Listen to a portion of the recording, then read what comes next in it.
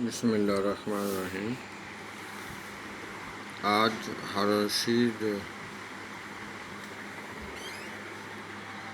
رشید کے کارہ نمایاں یا ہارون رشید کے دور کو ہم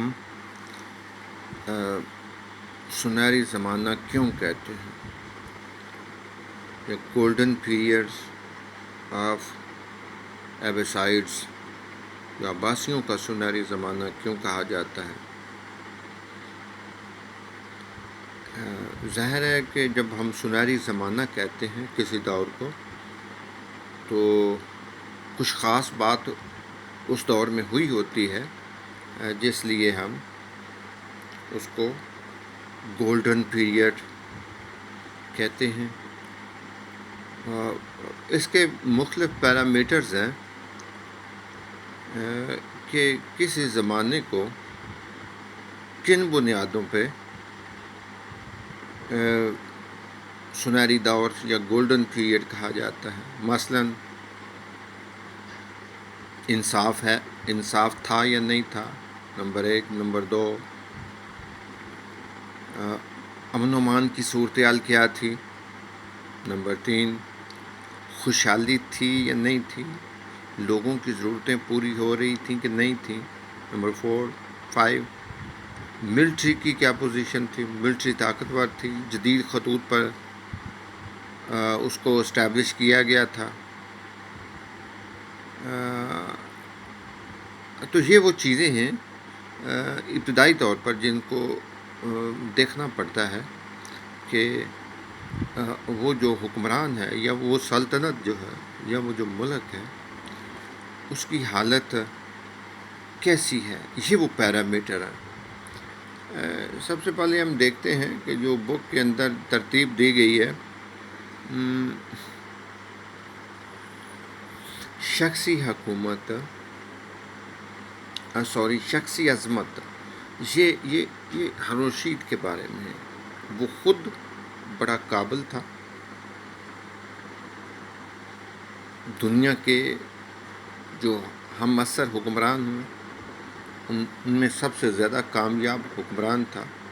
اس کے ذاتی جو اوصاف تھے، وقار، عوامی بہبود، شان و شوکت، سلطنت کی وسعت، عدل و انصاف، یہ وہ باتیں جو میں نے پہلے کی ہیں کہ ان تمام کو اگر دیکھا جائے تو ہارون کا شمار دنیا کے عظیم ترین حکمرانوں میں ہوتا ہے۔ تمام تر کامیابیاں اس دور میں ہوئیں، اس میں ہارون رشید کی ذاتی دلچسپی بھی شامل ہے۔ اسے دنیا کے کامیاب ترین حکمرانوں میں شمار کیا جا سکتا ہے۔ دولت، علم و ادب، فنون لطیفہ، جس کو فائن آرٹ ہم کہتے ہیں، سائنسی علوم، سائنٹیفک ڈیولپمنٹس جو ہوئیں اس دور میں، جو ترقیاں ہوئیں، ان تمام چیزوں کے لحاظ سے ہارون رشید کا جو دور تھا وہ عباسیوں کا شاندار دور اور سنہری دور کہلاتا ہے۔ ہارون کا دربار، یہ جو کورٹ تھا، شاہی کورٹ یا دربار جو تھا ہارون رشید کا، اس کی اپنی شان و شوکت تھی اور سطوت اور جبروریت کا انعدار تھا۔ دنیا میں جتنے بھی اہل علم تھے، فلسفی تھے، فائن آرٹس کے ماہر تھے، میتھمیٹیشینز تھے، فلاسفر تھے، حکمات تھے، جتنے بھی لوگ تھے، چاہے ان کا تعلق کسی بھی مذہب سے تھا، وہ ہارون رشید کے دربار میں جمع تھے۔ یہ اس دربار یا ہارون کے دربار کی ایک خصوصیت ہے۔ اس کی شخصیت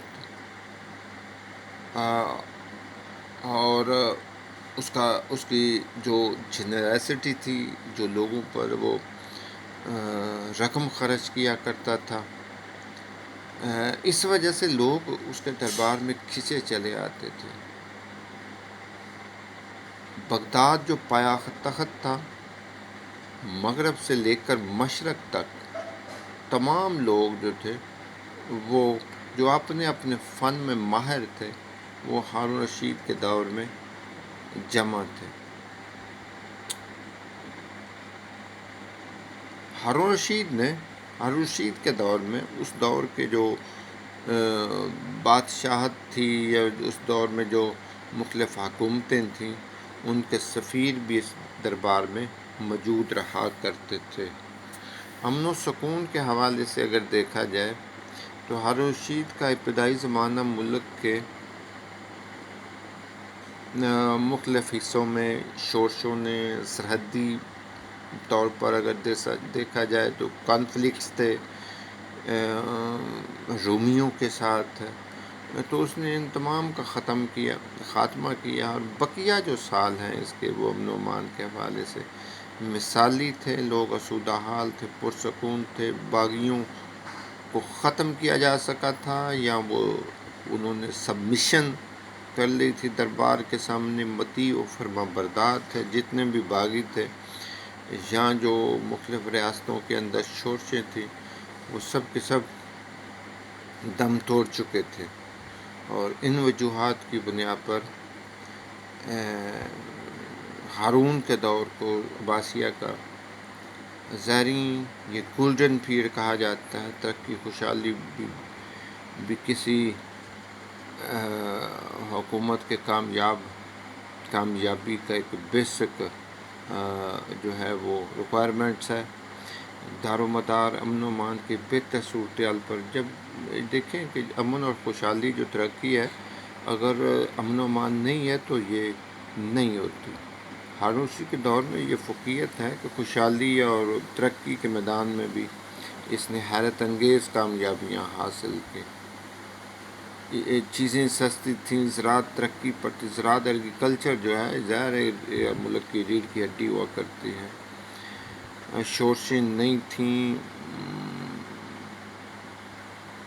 برمکی وزراء جو تھے وہ اپنی دانش مندی کے ذریعے جو ہے وہ اس ملک کو ترقی دے رہے تھے۔